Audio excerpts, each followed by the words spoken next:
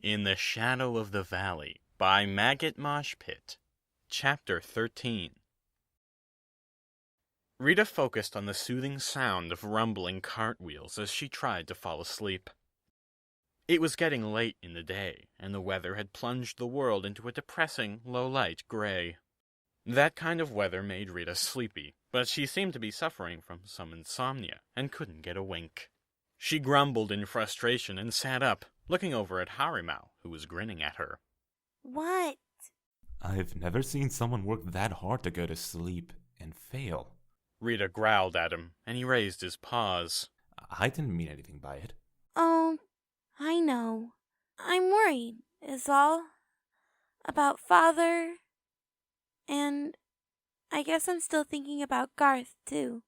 Harimau didn't know how to respond without hurting her feelings, so he just nodded reassuringly. She sighed and rested her head on her paws as she gazed at the tree line, which was getting harder to see as the suns dipped lower in the horizon. I know he was putting on an act and everything, but I still fell in love with him. She fell silent, and Harimau thought it prudent to say something. You fell in love with a fictional character, Rita. One that was being projected on someone. Rita smiled sadly. Fictional characters make great lovers, then. They're everything you want them to be, until they trick you into freeing them after they've tried to sabotage your war effort. You'll find a real character to fall in love with, miss. Yeah. Hey, what's... Rita sat up as a shock of fear ran through her body. Hordes of figures could be seen fleeing from the forest, only a fraction of the army that went in. Harimau stood and bellowed. Combat ready, men! Looks like something's going on down there. More figures emerged from the forest, and at first Rita thought they were more of Cole's army. But as they attacked the slower-moving canines, it was clear that they were felines. This fact was solidified when their war cries were carried on the wind to the twitching ears of everyone in the supply convoy. Harimau jumped out of the cart and began forming up the soldiers. Get those long pikes out front, phalanx formation, follow me! Rita rushed to join Harimau as he led the small detachment of troops to help their comrades. However, it soon became clear that the felines far outnumbered them, 20-1. Harimau was sweating just with the shock of it all. He turned to Rita, who was marching out front with him. Take all the non-combatants and run west as fast as you can. No! I have to make sure Father is okay! She drew her sword and growled angrily. Harimau saw it was pointless to argue, and also too late. All right, fine. Plank! Take the non-combatants and run for it! We'll make a stand here. A soldier broke formation and ran off towards the young squires, cooks, and older relatives who joined the mission to help with more menial tasks. Rita looked over at the faces of the soldiers. Some she knew by name, others she was good friends with. All had a mask of fear on. Harimau studied the approaching felines as the surviving fleeing canines joined the ranks, panting for air. Rita recognized one. Quartermaster! Where's my father? The quartermaster panted a response. He's still fighting. Rita wanted to run through all the felines and get Cole back herself, but she bit her lip and stopped. After careful consideration, Harimau addressed his troops. It seems we were ambushed, correct? A few of the escaped soldiers gasped in affirmative. Harimau drew his weapon and joined the ranks, next to Rita. Well, this time we're ready for them. Let's hear some pipes! The soldiers roared a battle cry as the felines attacked. Orly had not anticipated the supply convoy. In hindsight, she should have seen it, but this was no matter. It was too late to stop the attack now. They had too much momentum. Orly did drop back a bit. She didn't want to be among the first felines to reach those pikes. She watched as the two lines met. Most of the front runners, moving too fast and too combat high to stop, ran directly into the pikes, impaling themselves. At this point, Orly charged in with the third and fourth line, the pikes now bogged down or forgotten now that bodies weighed them down. Orly's weapon of choice was a broadsword which she wielded in her left paw, which sometimes gave her the edge in combat. Not that she needed one. Orly cleaved the helm of one enemy with one swing, and he fell heavily. She did have to give the canines some credit. They kept their line tight under the onslaught as they backed away towards the deserted carts and Laxar. Harimau glanced back and growled. Rita, we're not going to win this. We need to retreat. You do what you want! I'm not going anywhere! Harimau was doing most of the fighting for Rita, parrying or slaying any felines that came too close to the line. Rita, if the general is still alive, we can't save him. We need to retreat. Rita stamped her foot in frustration. Fine! Harimau pulled Rita through the ranks towards the supply convoy as he shouted. Get ready for a push, men. Then while they're reeling, scatter and run for the hills.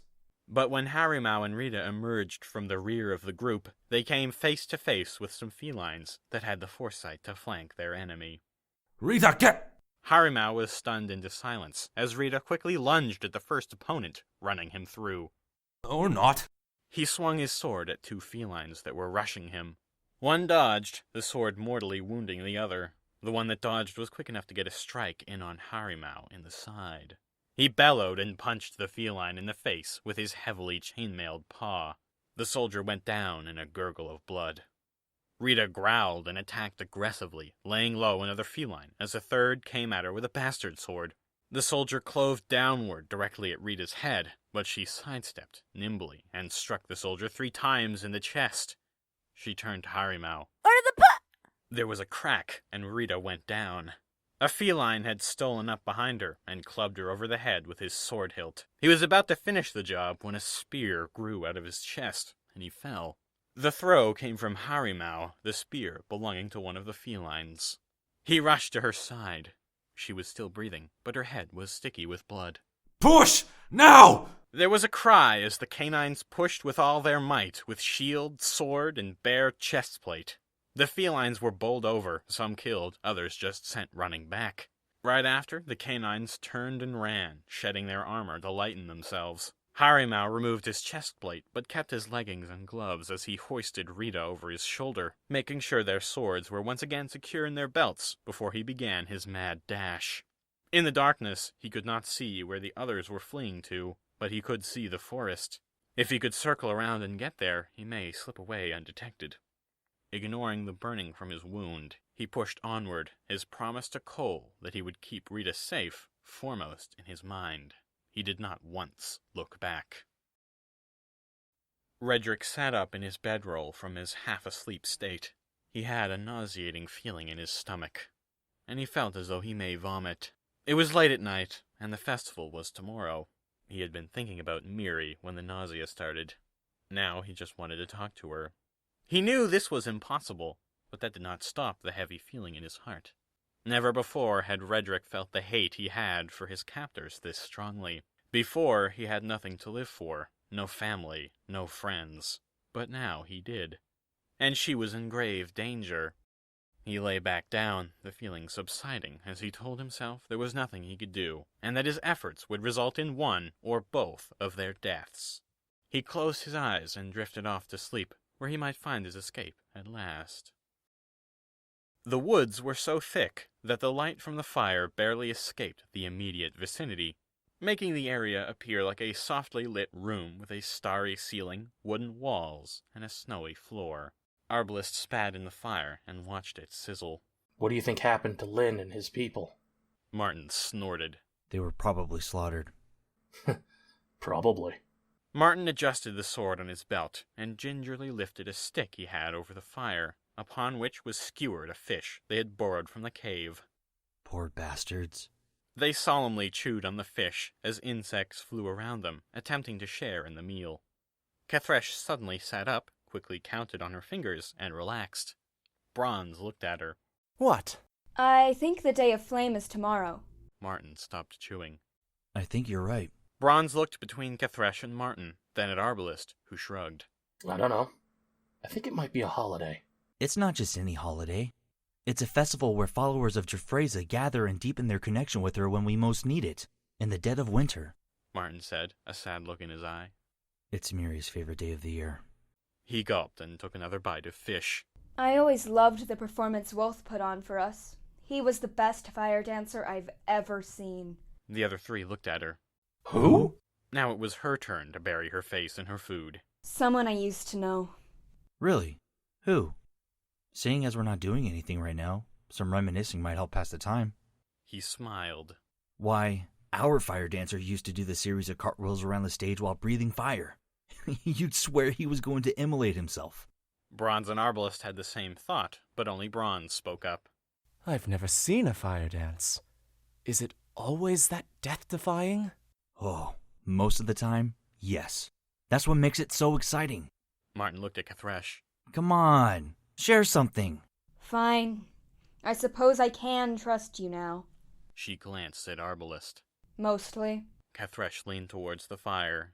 Wolf was my comrade in arms. We were soldiers. Martin nodded, but was slightly puzzled. Bronze said that would help prove his point. It didn't, yet. I see. Why didn't you tell us sooner? I don't know. I guess because I ran away. Not very honorable, I know. Martin shrugged. It doesn't matter. Tell us about Wolf. Kathresh smiled a little. She thought they would pry, or lose respect for her. She was relieved to know they didn't want the whole truth, as Bronze did. Well, he'd do this thing where... Harimau ran doggedly. At the moment, all the felines had run away from the forest, not expecting anyone to circle back around. He did slow down when he came to the carnage that was the ambush site, however, if only to check for Cole. There before him lay the body of Cole, an arrow protruding from his skull. Harimau growled, but knew he had no time to bury the man.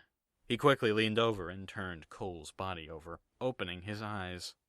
Face death with open eyes, so the devil may look into your soul. Harimau was glad Rita was still out cold. He sighed. You were a great man, Cole. Harimau continued to run through the forest. Redrick estimated he must have cleaned the same spot 10 times now. Not out of laziness, but out of lack of anything to clean. The Regent sat at his desk reading something. About an hour ago, he had ordered Redrick to clean his room, and that right after he was done, he could join that damn fool celebration. Redrick had done just that, but the Regent had not taken notice, and Redrick was too afraid to ask. He plucked up the courage to at least draw attention to himself. He bumped a chair leg across the room with his broom, making a sudden scraping noise. The Regent jumped and turned around. Redrick! What the hell are you still doing here? Can't you see this place is clean already? Get out! Redrick bowed briefly and ran out the door. The Regent chuckled at Redrick's cluelessness and stood. Friends, canines, countrymen, lend me your ears. No, that's not right. He sat back down and scribbled something else with a twig. He stood and continued rehearsing. My people, there seems to be some confusion about the... No. Redrick walked quickly through the halls, making a beeline towards Miri's room. He hoped she had not left yet, and to his delight, there she was, sitting in her room, waiting for him. Miri, I'm sorry I'm late, but... Miri lit up when she saw him, and quickly ran over. Oh, don't make excuses. You'll waste time. Come on. She grabbed his arm and tugged him off down the hallway. They passed several soldiers in the hall. They had been instructed to keep an eye on the slaves, but let them pass. Some of them snarled at the two. At the exit, 2 soldiers thoroughly checked them over before letting them out. Another soldier escorted them down to the town and turned them loose. The place was alight with excitement. Laughter rang out occasionally. Smells of some wonderful food reached the noses of the two, and people pranced around with a delight that hadn't been seen in Frostblight since the last day of Flame. Miri smiled and took a deep breath. Finally, back home. Redrick looked around. He didn't get many chances to visit the town, as he was the personal servant of the Regent serving there. He nodded. Yes, very magnificent. Oh, cheer up. It's a day to celebrate and forget your troubles. She looked sad for a moment, but renewed her smile and offered Redrick her arm. Well? He shifted uncomfortably. I am 2 feet shorter than you. It would be a little weird for my arm. She took his paw. All right. How's this? Redrick smiled as he turned bright red. Fine. Redrick and Miri strolled towards the nearest stall as they both tried to forget all their troubles for a day. They stepped up to the stall and were greeted by none other than Tozhenka. As I live and breathe, Miri, my dear, it's so good to see you again. She trailed off awkwardly. Will Troy be along? Yes, she will. Don't worry. You look a little pale. Is something the matter? She waved her paw. Oh, it's nothing. I had a little fever, but it's gone down thanks to Halen. He's such a dear. Who's this? She leaned over, noticing Redrick for the first time. This is Redrick, my friend. Tojenka smiled and waved. Well, aren't you cute? Thank you, miss. Call me Tojenka, dear. Would you two like some sweetmeats? Miri bounced slightly and enthusiastically agreed. Oh, yes! Redrick, you have to try these. They're delightful! Redrick took the plate skeptically, looking at the small mass of what looked like insect meat encased in tree sap. After a single lick, he was sold, however. A hint of smoke. Sweet and savory. Very tasty. Miri chewed on hers. It's been so long since I've had this. Why didn't you make it last year? I think that was the year some of the trees had rot on them, right?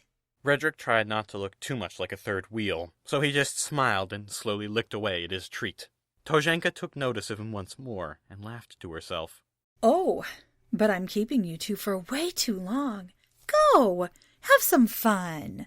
As they strolled along the grounds, Miri couldn't help but notice the glances she got. All of them were sympathetic or piteous. For some reason, Miri hung her head in shame. Does everyone know? She thought to herself. Redrick squeezed her paw. Miri, don't think about it. She was very tense. I'm sorry. No, don't apologize. She drew a deep breath. She pointed towards a crowd where a bunch of people were cheering and yelling. Okay, let's try that. It was a contest of strength, where two contestants would hold up either end of a giant log, and the first person to buckle lost. Little ribbons of rare silk were given out to the contestants who went undefeated for 5 games in a row, and those who beat the ones with ribbons. As they walked up, a match could be seen. It was between one of the feline soldiers from the garrison and the burliest jackal either of them had ever seen. He was holding the log above his head without much effort, but the feline was shaking, the crowd cheering the jackal's name. Shoo! Shoo! Shoo! The feline stumbled and the crowd held their breath for a moment. Shu tightened his grip and jerked the log to the right quickly. The feline was just able to dart out of the way as he lost his grip, the log slamming to the ground amid the cheers from the audience. Redrick was about to comment how unbeatable Shu must have been when he found Miri had left his side. She was standing on the other end of the log amid the laughter from the crowd, who, in the heat of the moment, did not recognize exactly who Miri was. Redrick was by her side in an instant, tugging her arm. Miri, you'll hurt yourself. She grinned at him. I'm the best at this, period. Shu did not think so. He smiled warmly at Miri and looked her in the eye. Missy, don't you think this sport is a little rough for you? Miri spat in the dirt. I'm going to put you in your place. At my feet, Shu. The crowd let out a long Ooh! As Shu's smile turned menacing. It's a challenge. Don't blame me if you hurt yourself, Missy. As the two took their positions on either side of the log, Redrick grabbed his ears and pulled them down, gritting his teeth in a fit of nervousness. Someone in the crowd shouted, "Go!" and the two hoisted the log into the air. Miri was strong, to be sure. The fact that she could lift half the log in the first place showed that. But she was not nearly as muscular as Shu.